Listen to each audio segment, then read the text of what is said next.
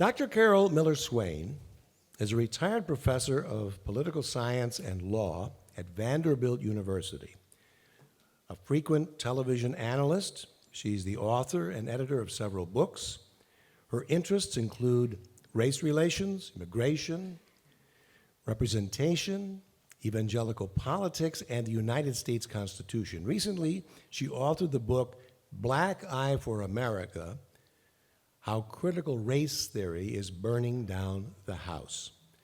Ladies and gentlemen, please welcome for her talk, as the title of which is Truths That Transformed Me. Ladies and gentlemen, Dr. Carol Swain.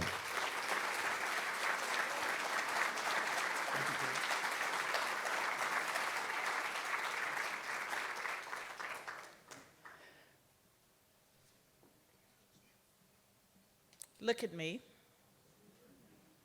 I'm black, born into rural poverty in southwestern Virginia, one of 12 children who started life in a two-room shack that had no indoor plumbing, not even an outhouse.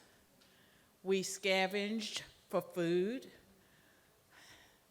No squirrel or rabbit was safe around us. And we didn't go to school very often. There was one year that we missed 80 of 180 school days, and we all failed that year. I quit school after the 8th grade, and so did all of my siblings. I was bullied because of my clothes or because of what I had in my lunch. Back in those days, if you had biscuits rather than sliced bread, you could be teased. And so I was teased because of that. I was also teased because I have a scar here. I was called Frankenstein. And this scar is in the appropriate place for Frankenstein. And I was called Fish Eyes. And that's because if you fish, when you pull fish out of the water, the eyes are open and bulging. And so that's part of my experience. And my mother might have been considered an early women's libber because she divorced my father in the 1950s, and she married a mountain man, and they were both alcoholics. I was a teen mom, a teen wife at age 16, a teen mom at age 17. And social scientists would consider someone like me underprivileged, a victim, going nowhere, and doomed to fail. And yet I didn't.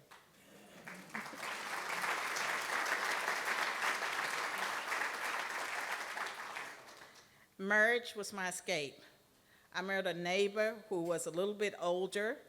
My self-esteem was so low that I was thrilled that anyone would have me.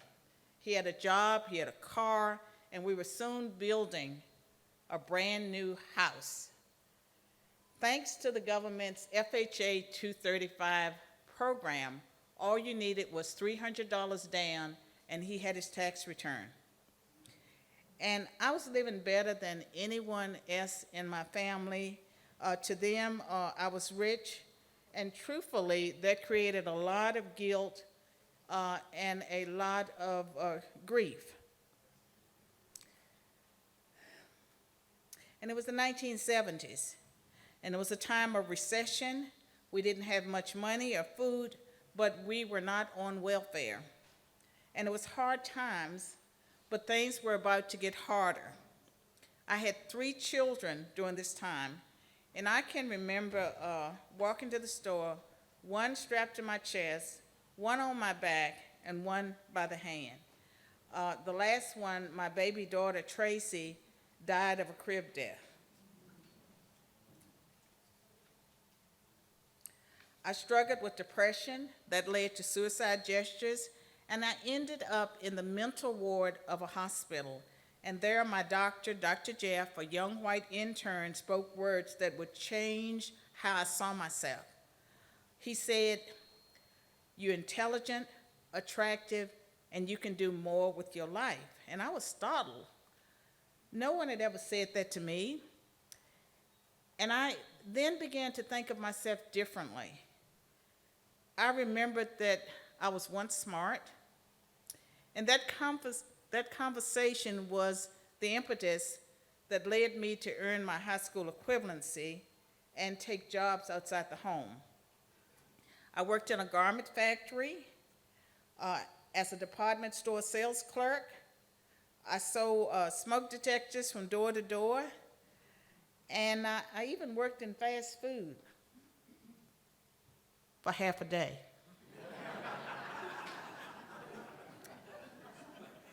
I was so nervous and so shy that I couldn't hear what people were saying, and I certainly couldn't call out the orders. And when the shift ended, I fired myself. I turned in my uniform, and that was the end of my career in fast food. It was an African orderly from Sierra Leone, a Muslim, that I worked with at one of the nursing homes who spoke words that set in motion my education. One day in the break room, Abu said to me, "You ought to go to college. I go to school with a lot of people who are not as smart as you are." And until then, I didn't know that college was a possibility. Now think about it. You know, this is a religious community, right? God used two different men from two different races and religions and backgrounds to speak words of life into me that set the stage for who I am today. The turning point for me was 1975, and it was the year that Jehovah's Witnesses, a group that I had joined in my teens, predicted would be the end of the world. Now, they were wrong about the end of the world, but life as I knew it ended in 1975. Tracy died. I took a job outside the home. I filed for divorce, and I headed off to college. I started my educational journey at Virginia Western Community College. I was a work-study student in the library. The night shift workers frequently called out. That always created a crisis. Since I was always willing to work, the library director created a full-time job for me nights and weekends, and it was perfect. I could even take my children to work with me. No one uses the community college library on nights and weekends. I earned a 2-year degree in business in 2 years. My goal was to become a mall store manager.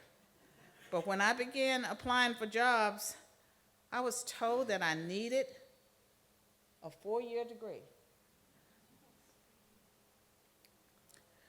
So I decided I'd get a 4-year degree.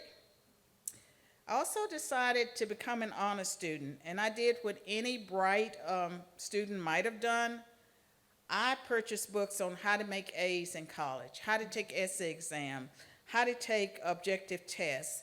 And knowing my own strengths and weaknesses, I looked for the major that had the least amount of math. And I landed on criminal justice. And I graduated magna cum laude at Roanoke College, where I work in full-time.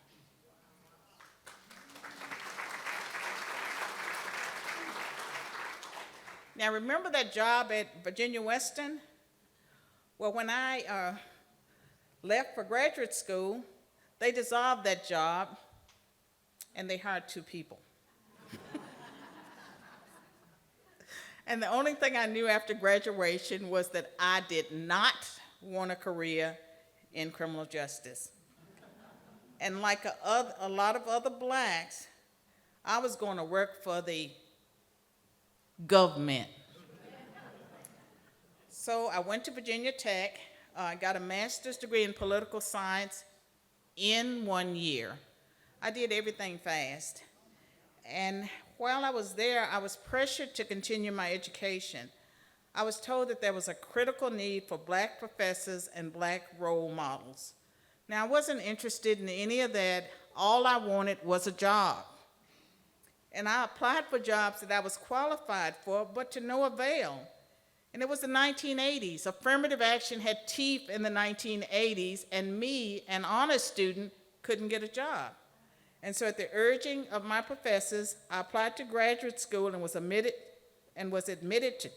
to UNC Chapel Hill's PhD program and given a generous stipend.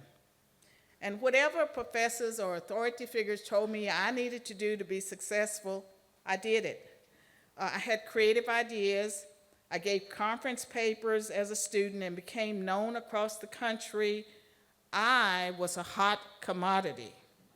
Every job offer included a sign-in bonus. I chose Princeton.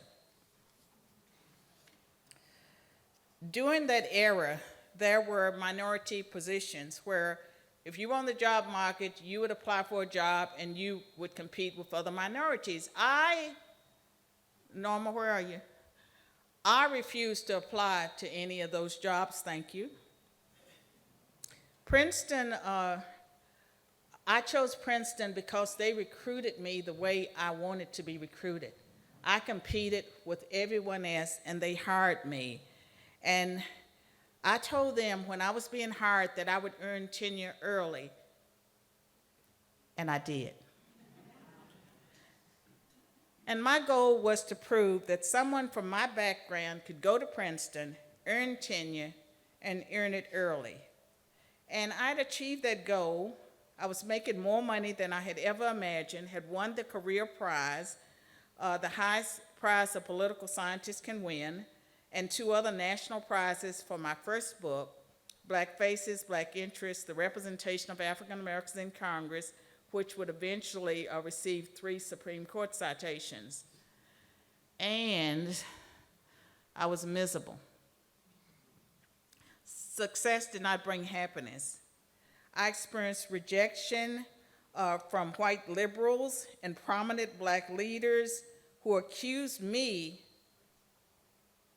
a good Democrat, of being a sellout because I didn't share their view on issues like poverty, affirmative action, and race relations.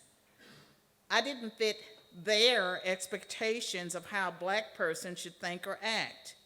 I was quietly told, almost in a whisper, you don't need to share the story of where you came from. People don't need to know that.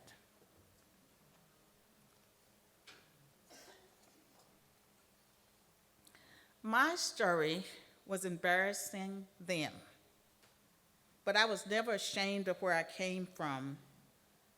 My success was undermining their narrative.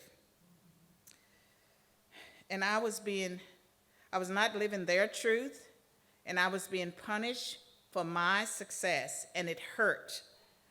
I began to question everything I believed. I began to doubt myself, and the emptiness and the misery sent me in search for answers.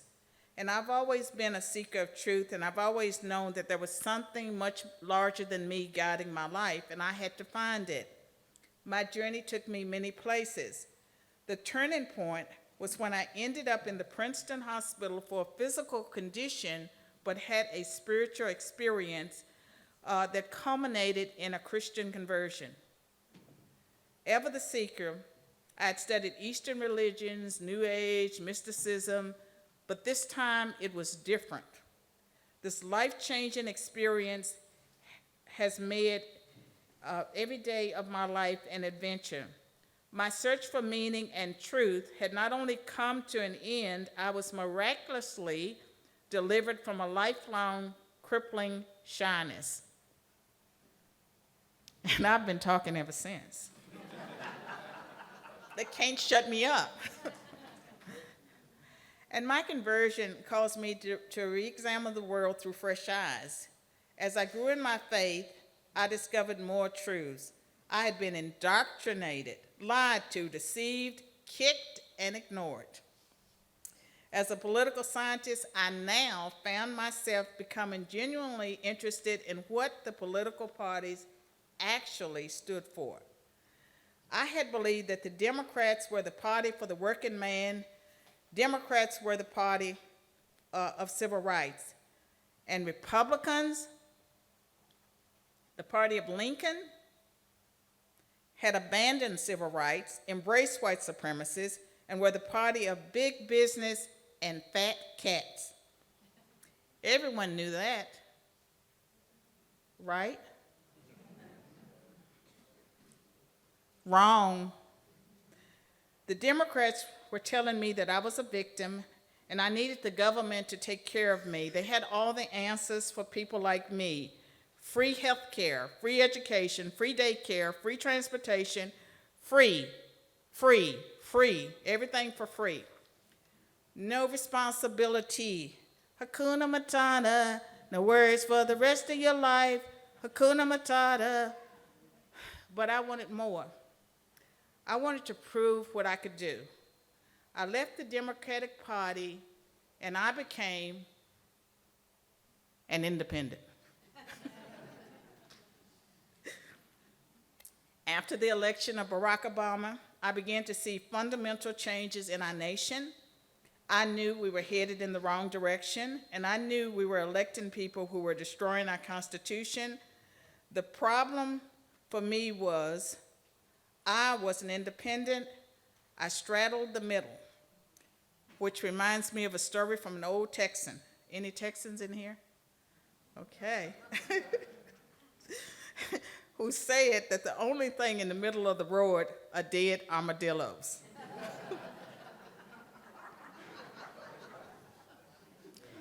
And that's when I revisited the party platforms. This time I began to look more closely at the Republicans. Why? I found that many of the things that I thought or taught as a professor about them were actually false. I discovered that the Republican Party was actually closest to my beliefs. And once again, I changed political parties and I became a Republican.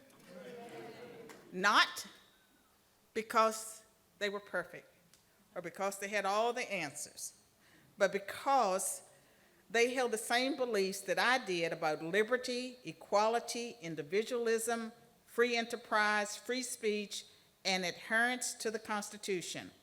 Their focus on God, country, and family appealed to me, as did their emphasis on traditional values. That is what enabled me to attain the American dream. When I was with them, I was embraced and welcomed. I was never treated as a victim, and I never encountered racism. The people that I met cheered and celebrated my success because my story is an American story.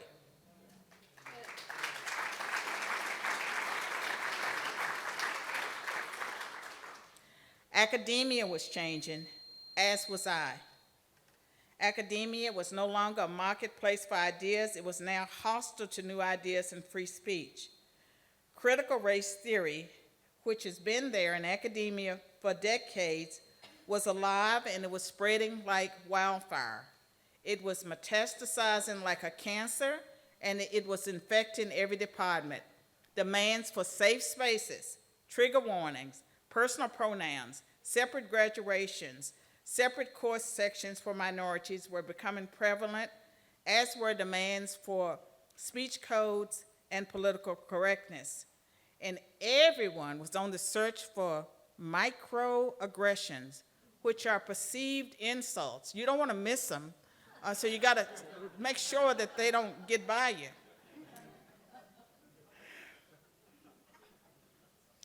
And after 28 years, I made the difficult decision to leave academia and step out into the unknown. I walked away from my precious, hard-won tenure and the only financial security I'd ever known, and I stepped into a new classroom. Today, my classroom is the world. Today, I use my knowledge and life experiences to give hope to the hopeless, strategy for the warriors, and encouragement to the weary. What motivates me today is to see other people achieve success. So, my dear friends, welcome to my classroom.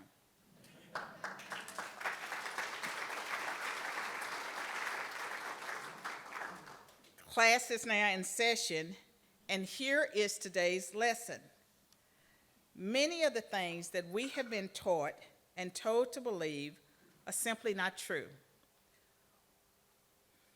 What largely determines our success or how far we go is determined by what we believe about the world. We each have our own story, our own journey, our own path, and our own destiny. Opportunities abound. We can take advantage of them, waste them, or allow others to keep us from seeing them.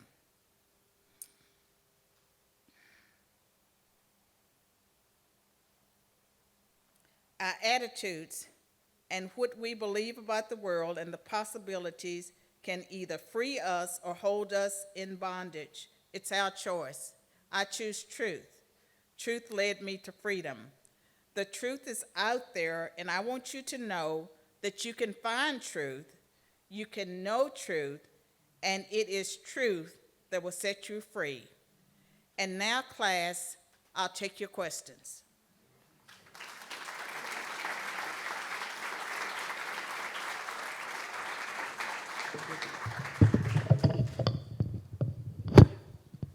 Would you recount for us what led you to depart Vanderbilt University? Mental health? Do you want, I mean, there's a long story and there's a short story. The university started changing in dramatic ways so that it became increasingly uncomfortable for people of faith. And these were universities, period. But the catalyst for me leaving Vanderbilt was July 15th, 2015, I published an opinion piece criticizing Islam. And this was, 8 days after the Charlie Hebdo attack in Paris. And so it was one of those passionate things that kind of wrote itself, and maybe I spent 2 hours on it. It created a firestorm. And in fact, the day after it was published, I knew that my career was over. And I have always been known as a provocative thinker. And so I've always, just said what I thought, but the reaction to that was different. And I did not apologize. But I have since said that if I had known that it was going to be the most read article in the Tennessean and that it was going to go around the world, I would have spent more than 2 hours on it. And people that, and I had support, from lots of people around the world, and also some Muslims. Many of them supported me, and some people said the problem with the article is you didn't say radical Islam, and because you didn't say radical Islam, it appeared that you were attacking all Muslims. And what was interesting was that my university sent out an email to all the students the day after my opinion piece was published in the local newspaper that this terrible thing had happened to the community, and that if they needed counseling, the counseling doors were open. And then my own students, that sent me that email, but they also told me I might not want to come to campus because there was a protest, and the protest was to denounce my hatred and my bigotry. And what was so interesting about that was that I had spent from 2011 to 2013 fighting with the Christian students who lost recognition for their organizations on that campus because they passed a policy where student organizations could not have belief statements, and Christian organizations required all their believers to believe in Jesus Christ as Lord and Savior. So you couldn't have a belief statement or a standard of conduct. And the Christian organizations also said for their leaders, and it had nothing to do with members, that their leaders had to live a biblical lifestyle. And so they had scriptures that condemned fornication, adultery, and homosexuality. And so because they had those belief statements, 15 Christian groups are not recognized on the Vanderbilt campus. And that's Vandy Catholic, as well as the Fellowship of Christian Athletes, InterVarsity, Crew, Every Nation. You can just go down the list of Orthodox Christian groups, and they are not recognized as student organizations. And the students all paid thousands of dollars to be on that campus in organizational fees. They cannot use the email system, and they cannot have tables at the fairs. If there is a vacant room, they can apply to use a vacant room. What they have done, the students, have pretty much given up the battle. They go to Belmont or Lipscomb or other universities, and they band with their Christian organizations. But that was part of what happened. But Vanderbilt never pressured me to resign. I experienced some harassment. I went back and I taught one semester and had waiting lists for my class, had a great experience. But it was almost like every time I would give an interview on TV, the university would send out a disclaimer that Professor Carol Swain didn't represent Vanderbilt. They stood for free speech, inclusion, and it was something else. I thought I would never forget what they stood for because they would always send out that press release. Well, the turning point for me was I was on CNN debating Areva Martin about Black Lives Matter, and this was after the 5 Dallas police officers had been slain a couple of days after a Black Lives Matter rally. And to prepare for that interview, I went to their website. And they've cleaned up their website now, but it was just hardcore Marxism, almost nothing about blacks or black problems. And so on CNN, I said that they were a Marxist group. I'm probably the first person in the whole country that said that they were Marxists. This was before the leaders said that they were trained Marxists. So the leaders have already said that we are trained Marxists. And what does it mean to be a trained Marxist? It's not someone who read a book about Karl Marx. This is someone that's gone off and studied the tactics. But I said that they were Marxists and that they were destructive and they were a threat to the community. And the university sent out its disclaimer, and I started getting phone calls. It's so terrible what they've done to you. What have they done? And it was like maybe a Washington Post article. Vanderbilt distances itself from its controversial professor. I made a phone call to the dean, and I said, this marriage is not working. We need a divorce. So I put in motion what took place, and I gave up my tenure, but God has given me such a huge platform. And I believe that, tenure is a cushy job. Academia is a cushy job. You don't walk away from that unless, it becomes more uncomfortable.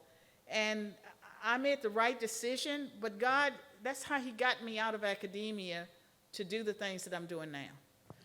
Thank you. I think you used the word courage the other day, didn't you? Sir. Yes.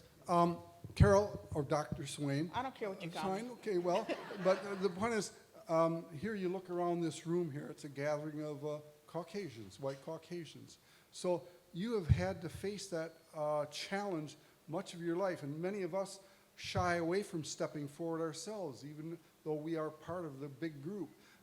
So how do you deal with the day-to-day basis of stepping forward and speaking out, and where does your source of ideas and thoughts come from? Well, I can tell you that I speak in many different forums, and I have plenty of young black people. I'm affiliated with Candace Owens Blexit, and I have a little thing that I do for them called Against All Odds. And so among young people, there's a lot of diversity of thought. And I can tell you that my mentors early on, the people that encouraged me, they were all white. And a lot of discrimination that I faced as a child came from black people and black teachers because I was not middle class. And so in the black community, there's a lot of color discrimination as well as social class discrimination. And if you want to do some research, there was one time that the early black colleges had a paper bag test. If you were darker than a brown paper bag, you couldn't attend certain elite black colleges. And so there's always been racism within the black community, but also classism. And what I found among, my early mentors is that they didn't care, certainly about skin color, but they didn't care about the poverty. And they encouraged me, to continue my education. I had no interest in, becoming a professor. I was too shy. I couldn't have imagined teaching. It was very difficult. I used to try to write out everything I was going to say and try to read it, and I would get so nervous I'd forget my name. And God just, at the snap of a finger, he removed that fear. He impressed on me that he had given me a message bigger than me. And so I speak about these things because I care. I love our country, and I've always believed in the American dream. And I've always believed that if I worked hard and if I got an education, it would make a difference. So, I mean, that was what motivated me to go to school, to work really hard, to do it quickly because I needed the income. And I had been in bad marriages where I felt like I couldn't leave. And I wanted to be able to support myself on one income, and I did. Dr. Swain, I so admire you and Candace Owens, and as the left has so divisively racialized our society, did you feel internal pressure and or external pressure when you made the transition from being a Democrat to an independent and eventually a more conservative Republican? And how did you deal with that and what got you through? Well, first of all, I have always been very transparent. I've been always very sincere. And my faith has gotten me through, but I've always been outspoken. Like what got me tenure at Princeton and my book won all those awards was because I was pushing against the grain then. I was questioning whether it was really true that only blacks could represent blacks. And my book concluded that political party was more important than race, that blacks could represent whites, that whites could represent blacks, that men could represent women, that women could represent men, and that, those types of, that what mattered was the substantive representation, not descriptive representation. And the reason the title of the book was Black Faces, Black Interests, the representation of African Americans in Congress, was that it was possible to have more black faces and less black representation. And so the strategy at the time of drawing those majority black districts to guarantee the election of black people, it elected more Republicans. And so what eventually happened was that the blacks that had a lot of seniority in Congress, when they, the Democrats lost the Congress after 40 years, and my book talked about, this book was published in 1993 and then it was updated in 1995, what would happen to black power in Congress if the Democrats lost control. No one thought it was going to happen. It happened the year after my book was published, and it happened because they drew all those 65% black districts. They elected more black faces, but once they lost the Congress, it didn't matter. So there was a trade-off between having more descriptive representation and having substantive representation. Okay, sir, I'll hold. Dr. Swain, thank you so much for being here. This is great for me. I'm almost crying. I'm hearing your story. My comment is there's a question. So the U.S., the Western world, built on Western civilization, the Enlightenment philosophy, the idea where reason was where we come from and where we want to go. Then you get the postmodernists show up, the critical theorists, from which we get 8 versions of critical theory, Right. like critical race theory, all these things, they're pernicious. They all came out of academia, a lot of French, German, Frankfurt School. But my question is this: do you think it's just accidental that this happened as a academic thing, or was it an outright assault on Western civilization? Well, first of all, it was Christianity that gave us universities. If you look at, the great universities, the Ivy League schools, that they were created to train people for the ministry. And because Christianity and, the fascination that we as intellectuals have with ideas, they were open, very receptive to the Marxists and ideas, the fascination with the mind. And what they did was, they opened the doors wide to the people that would eventually take over. And now you have all of these universities that there's a hostility to free speech and to Christianity, and they have no respect for their roots. And Harvard University recently, I think they gave, I can't remember the exact amount of money, but they have donated a large amount of money for reparations. And like, reparations for what? Harvard never discriminated against blacks. They have had black graduates going back to the 1800s. W.E.B. Du Bois got his degree from there. I think it was 1870 when they graduated the first black graduate. They have always had black graduates.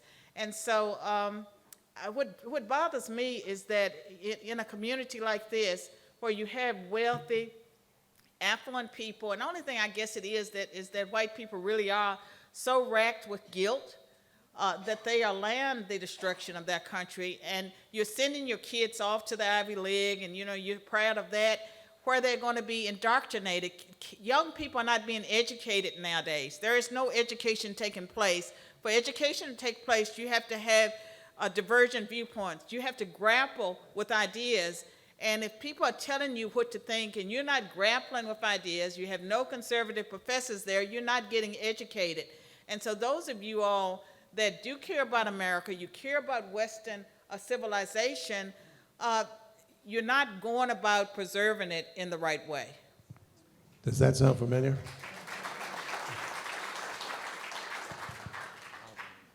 Oh, okay. Hi. Hi. Is this good? Yeah. Okay. Thank you very much for your talk. So I gather you're opposed to the teaching of critical race theory, and you're clearly opposed to. And I'm what now? You're opposed to the teaching of critical race theory, and you're clearly opposed to affirmative action. Well, no, wait a minute. I believe in diversity of opinion, and I don't mind critical race theory being taught along with other information, but it is a theory, not a fact. And I'm certainly opposed to it being taught as a fact and being taught in K through 12 schools.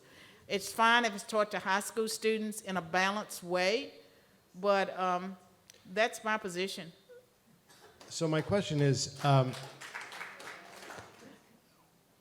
I understand your opposition to affirmative action.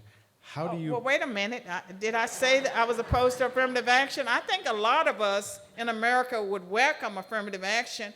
Like, people complained about it, but at least it did try to adhere to the U.S. Civil Rights Act and the Equal Protection Clause of the Constitution. And so affirmative action, I think they would welcome affirmative action instead of what we have today.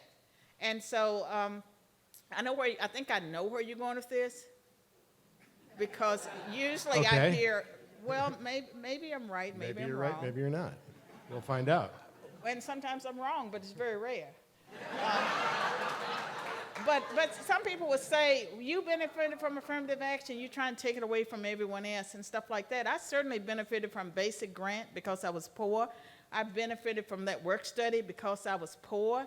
And so, I got scholarships, because I was poor. And if I was benefited by affirmative action because schools felt a need to admit, certain black students, that was fine. But I can tell you that as an undergraduate, I never wanted to be an affirmative action pick. And that was why I worked so hard to graduate with honors, and I was in the highest honor societies. We didn't have Phi Beta Kappa when I graduated, but then they got a chapter, and they went back and inducted some people that had graduated before they got the chapter approved, and so I was inducted into Phi Beta Kappa. But I've always wanted to prove what I could do, and I've always wanted to compete with the best, and that's just how I'm wired. Okay. And so affirmative action, when I show up my black face, if any of you all want to advantage me because of my black face, if you want to pay reparations because of my black face, you're free to do whatever rocks your boat. I guess what I'm asking is, what's the alternative? If we clearly have a society that's been structured in a way it's institutionalized racism for 450 years. What's the alternative if we don't have affirmative action, if we're not teaching critical race theory as fact? Well, first of all, I do appreciate your question, and I appreciate your goodwill, and I know that most people are people of goodwill and that you really do care.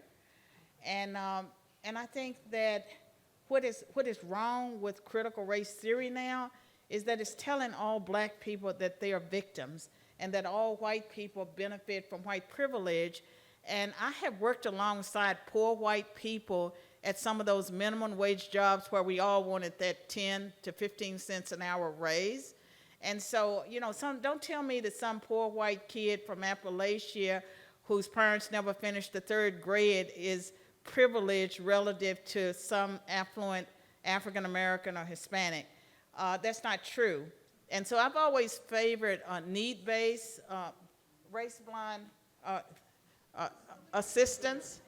I mean, that was how I differed with my colleagues at Princeton, is that when I got there, I saw they would have summer programs that were supposed to help bring more minorities, help minority students, and they would have 1 or 2 token disadvantaged children, might be 1 poor white and 1 or 2 poor blacks, but everyone else would come from affluent backgrounds. And what I saw was at Princeton, while I taught there, is that they had lots of diversity, but they were all from the same pedigree. And so affirmative action benefits the more affluent, but people as poor as me, they don't usually reach the heights that I have reached. And I believe, just like with Jeremiah, that God, for whatever reason, of the 12, I was the one that got out. I was the only one that reached college. We all dropped out of school. I think 3 of us have GEDs, but I was the one that reached college. And I used to be so guilty about that. And then, after I got saved and I read about the story of Joseph, instead of feeling guilty, it was like, thank God he chose me. And I feel that I have a responsibility to speak truth. And if I had heard that I was a victim because I was poor, and that America was stacked against me and that America was a racist country, I don't know that I would have tried. And I think one reason why I was successful was that we did offer equal opportunity, but back then you had an equal opportunity to fail or to succeed, and that's why I had to work hard, because I could have failed just as easily. And I think that once you make it so that people don't have to compete, and that you hand them things, not only do they not value it, but it harms them. And I think that a lot of the affirmative action change to the point. I think a lot of the unrest we have on colleges and campuses now is that they really are bringing in people that can't do the work, and they have a right to be angry. They have a right to be angry, and that's what they're doing. They're not going to class, they're protesting, and consequently, no one gets an education. And now I want my dear Norma to ask a question. I'll hold it, Norma, you talk. I'll hold it, you talk. Okay. I'll hold it, you talk. Okay.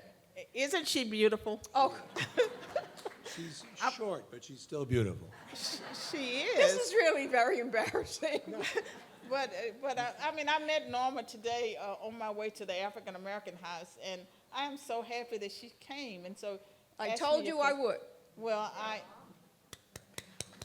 Well, you made, perhaps I read too much. You made a comment. Did something change in your views after Obama was elected, or am I reading something into what? it did. And you know something? I published an article in Ebony magazine, I think in 2007, and it was, "Is America Ready for a Black President?" And it was a point-counterpoint. Me and Al Sharpton wrote articles, and we both said that America was ready for a black president. And I mentioned Barack Obama because I had heard his address to the Democratic National Convention, and I said that America's first black president would not be someone from the civil rights background. It would be someone that made America feel good about itself, and that he would be someone that would give hope. And so I mentioned him, thinking that it would be down the road. I saw him as presidential material. But by the time he actually ran for office, I saw too many contradictions, because as a person who came to Christ in my 40s, I visited a lot of churches. I got saved in a predominantly black inner city church, and I visited black churches. I visited predominantly white churches and churches that were diverse. We have a choice. There's a church for everyone. If you believed what Barack Obama claimed to believe, he would never have been in Reverend Wright's church. And so I saw contradictions. And then some of the things that he was saying as part of his platform, before they scrubbed his website and his background, I went to his website and I saw what he stood for, and it made me uncomfortable. So I did not support Barack Obama. I did not vote for him. But I think that he was very effective. He did fundamentally change America. And And so there, I give him credit for fundamentally changing America, but I don't like his America. I want the America that gave me hope, that gave me equal opportunity, that gave me the American dream. And I don't want my grandchildren and great-grandchildren to be told that they are victims because of the color of their skin. I think America, the high point for us was the civil rights movement, where people came together across racial, ethnic, religious lines, and we decided what kind of society we wanted to have.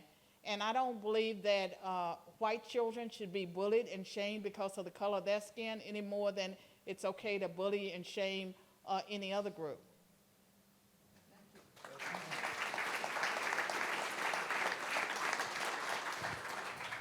Could you give us some insight into why it appears to me that academia embraces Islam and is so hostile to Christianity?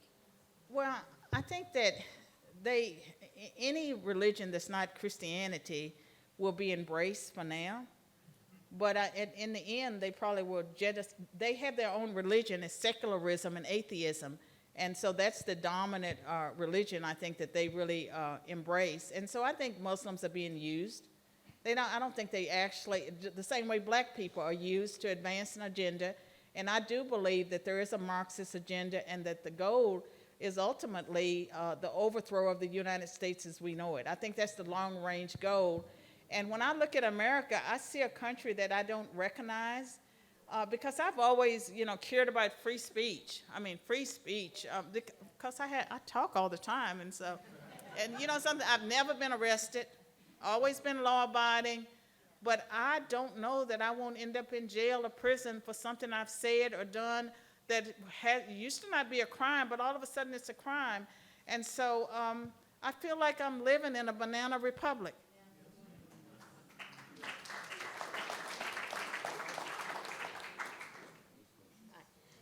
You have a very compelling story, but I grew up with segregated schools, K through 12. Where are you from?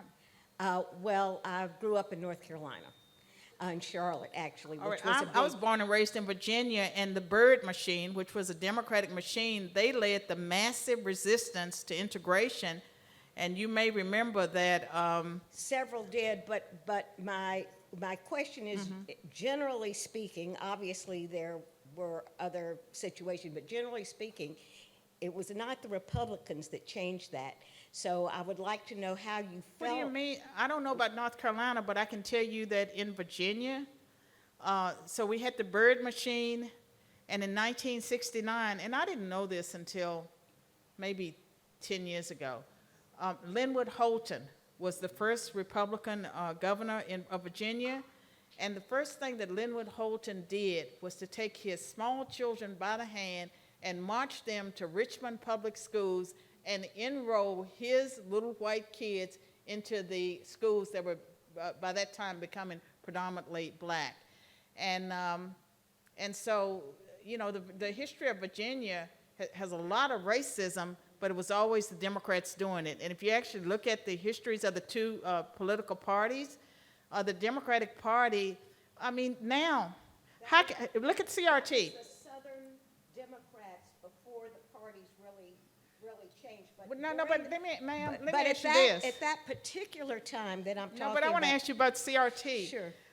Do you realize that that people that believe in CRT, that many of them, where was that? Was it in Colorado where they were having a separate playground or play day for black kids, and that now at some colleges that minorities can take separate course sections, and this separatism, the segregation, we're having a resegregation that's reversing the civil rights movement. And the civil rights movement was fought by people who believed in integration. And this whole thing, it's the CRT people that are saying that math is racist. Math is racist. Math is hard. I'm not but math is not racist. advocating CRT. As you mentioned, that theory was developed for and supposed to be taught as many other more sophisticated things are at the college level, and certainly never intended for K through 12. But it is in K through 12. But They were not developed, was not developed. No, it wasn't for kids. developed for that. I'm saying that after Obama, first with restorative justice, you heard of that concept, restorative justice? Yes. It was the Obama Department of Education that imposed it first on the school systems, and it had to do with the fact that minority kids, black kids, were more likely to be suspended for disorderly behavior, and it made it almost impossible for teachers to suspend kids that were, some of them were very violent. And so the restorative justice kept the worst kids in schools. In some places, they still practice it. And if you actually look at the research, it made teachers leave because they were being physically assaulted and abused. And kids that were there trying to learn, they were not being protected from the bullies because the bullies had the run of the place. And so the absentee rate in many schools went up because they could not suspend the kids and send them to alternative schools that really were more violent, that really needed to be somewhere else. And then the restorative justice, where they treat criminal behavior as a symptom, of underlying disease. And what has happened in places like Nashville is that kids commit, like low-level crimes, and they would just send them back home before the police officers. And I've done a lot of ride-alongs with police officers. I have a criminal justice degree, so I know a little bit about it. But it got to the point that before the police officer can fill out the paperwork, the kid is back home, same environment, and they did not deal with those kids until they robbed someone or killed someone. There was no intervention, and so the restorative justice has been a disaster, and that has Marxist roots. And all the talk about the prison industrial complex and how many black people are in prison, look at the crime rate. Look at the black-on-black crime rate. There's a reason, we should be talking about the dysfunction in many of these communities. We should be talking about changing the culture. And many of these black youth that are being told, that the police can't stop them and all of this stuff like that, they are preying on elderly black people that look like their grandmothers or grandfathers. And so there's no way you can justify the arguments, defund the police. 80% of black people never supported defunding the police. All of this stuff that has the Marxist roots is related to CRT, very destructive, and CRT was fine if it stayed in the philosophy department, but when it started creeping into every part of the university, the education department, you cannot get an education degree at any of these major universities without it being steeped in CRT. With all due respect, you've really broadened my question to a point that I'm not the speaker. I can't debate it all with you. Okay, but well, I would like to okay. go back to my original. Okay. He has 3 questions now, okay? No, let Sorry. her ask her question, and I will. This is it. I will. See, I Ask your told you I question. never shut up. I will shut up and let her answer. Let her ask her question. I would like to go back to the original question, which was about the desegregation of the public schools, What about which it? was at a time when I actually was teaching, and it was, while there are, of course, exceptions, it was basically the Democrats and the courts, which were at that time not so political as they may be seen as today and even have been sometimes in the past, but it was not the Republicans, and I would like to know your opinion about that. Well, I mean, there's no opinion there. I don't think there's no opinion that matters about it. The courts certainly got involved, and if you look at the Brown versus Board of Education decision, that's a controversial decision because they cited social science research and dolls, and that was not really based on the Constitution. I was born in '54, and so it was the year that I was born. Schools didn't integrate in Virginia until about 1968. And so there were different experiences, and when the Democrats began to embrace the black population, it was because the black population was growing so rapidly, and after, you did have the Voting Rights Act finally passed, they had to embrace blacks or they were going to lose office. And so, of course the Democrats embraced blacks as a mode of survival. And the Black Caucus, most of them were Democrats from the very beginning. The Democratic Party has been very adept at using minorities, whether it's Hispanics or blacks, to hold on to power, and the policies have not been good for those populations. And right now, the CRT, I hear people say, well, it's not in public schools. It absolutely is, because they have, even Black Lives Matter has a curriculum. They have books that are written for different age groups.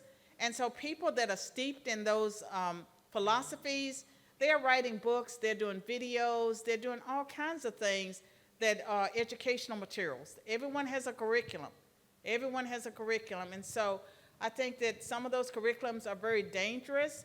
And I believe that we're better off if we adhere to the original intent of the Civil Rights Act of 1964 that prohibited discrimination on the basis of race, color, national origin, and those types of things. And I think that discrimination, a lot of what's taking place now is discrimination, and I think it's discrimination against white people. And I know that in the 1970s and 80s, when white people said they were being discriminated against, everyone laughed. Well, they really are now. We have 5 minutes, Carol, for your information. Okay. So, Dr. Swain, in the context of your experience in academia where your ideas were shunned and you effectively were forced out, how do we believe in education in universities today when every university that I could see on the news, at least the ones that make it to the news, seem to be indoctrination places as opposed to education places? Well, you know, universities have changed, and many of them, you know, did embrace my ideas. Like my ideas at Princeton, I have 11 books. I have, my first book was Harvard Press. I think I have 3 with Cambridge. And so I've been published by those academic presses. But what happened in 2015,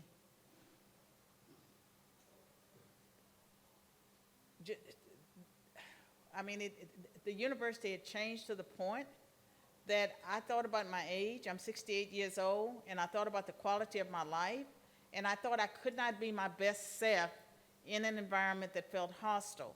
And so that's why I chose to leave academia. But I had a lot of support among people on the faculty that wanted me to stay. And they were saying, oh, you know, you can wait out this person. But I made my own decision to leave. And so, and I left because I was benefiting the institution. They could easily say that, no, it's not true, we don't have conservative professors, we have Professor Swain, and that's what was being done. And so I left to deprive them of being able to point to me as their diversity. One final question. What? Greetings all. 54-year Chautauquan, 40-year Republican, and 20-year Muslim. For Muslims, our natural state is conservative, socially conservative, financially conservative, governmentally conservative, politically conservative.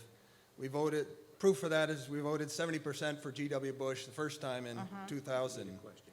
And we made an error and went backwards to this sort of specious existence thing and joined the Democrats, and we voted 10% for GW in 2004. What's your advice moving forward? We're getting back towards 50% Republican. What's your advice for Muslims? How do we move forward? Well, you know and then something? advice for others, how to perceive Muslims and how to coach them, Well, right? I think if you were to read my 2002 book, The New White Nationalism in America's Challenge to Integration, it has a book on can religion bring harmony? And I talked about the people of the book. And I've always felt that Christians, Jews, and Muslims, if there were any groups that ought to get along, it should be us. And a lot of my supporters are Muslim. In fact, I have a new company called Unity Training Solutions, but it's a Muslim man in the UK that arranged for me to speak to a division of his corporation. And so I think that we need to just see each other as human beings. And when Republicans are trying to figure out how to get the black vote, what do black people want, black people are just like you. They want safety, they want good education, they want low taxes, they want low inflation, that we're not really that different. You cannot go by the leaders that you see on TV. And the people in academia are crazy. They really are. And here's the system. It's like you get paid to sit around in your armchair and think up ideas, and the more provocative the idea, the greater the reward. And so they don't have to live with the consequences of what they're doing. And they don't need to be trusted with our young people. And these huge salaries that university presidents and administrators are making, they're making these huge salaries, but they're not guiding, directing, or educating our children. The young people who believe they know everything because they were indoctrinated in high school, they're the ones that's running the institution, and the administrators are just standing back. And I think that we need to take back our universities and use our influence to hold them accountable, because right now they're not giving value for the amount of money they charge for tuition. And so I think that's part of the problem. And I can remember, like, when the kids started yelling for safe spaces and trigger warnings, there were a lot of us that were laughing because we were saying, wait until they get into the real world. They're going to realize that the real world isn't like that. The joke was on us because they went into the real world and they're working at Google and they're working at Twitter and they're working at these institutions and they're at the corporations and they're imposing their values. And this diversity, equity, and inclusion, it doesn't mean what diversity, equity, and inclusion meant 10 years ago. Like 10, 20 years ago, it was about if you had an affirmative action officer, they went to certain colleges and universities and places, and they tried to hire people and bring them in. That's not what diversity means now. And inclusion now means setting up little affinity groups where people can get around and talk about, how disadvantaged they are or just how discriminate. They're grievance groups, and I think that we would be better off if we got back to the place where corporations and businesses focused on their profits and what they're doing, and they were not so involved in pushing certain agendas. And so I just think that it would just be better off for our whole society if we could get away from this activism that's permeated every sector of our society, taken over many of our churches. These things are not good for us. And so I would encourage everyone, to use your influence and power. Be brave, be courageous. We're not going to live forever. And when we do die, let us die for something, leave a legacy behind. We stood for something. Rolling over and being afraid you're going to offend someone is no way to live. So I thank you.